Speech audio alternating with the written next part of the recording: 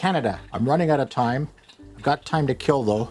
So what I'm gonna do is a Poutine from Canada. So we're gonna call it a Vladimir Putin. And why should I go make gravy when I can maybe just do it like this and blend it right in?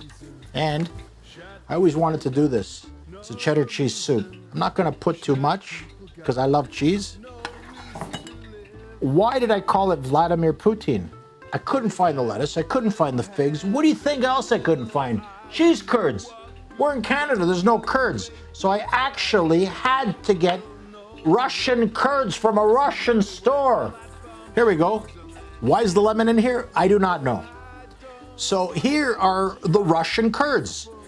So now we have a hybrid Poutine. I haven't ate, I'm loving it.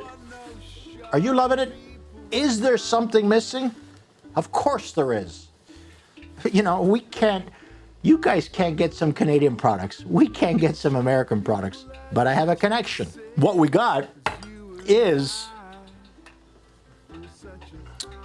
an American Poutine.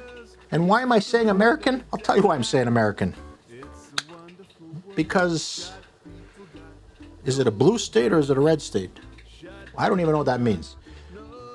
There you go.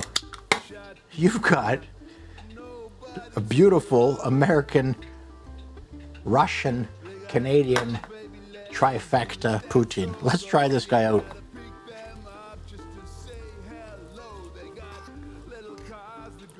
It's beautiful.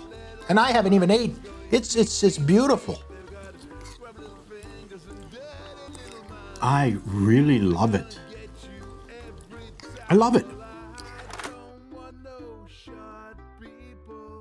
I don't want no short people. I don't want no short people around here.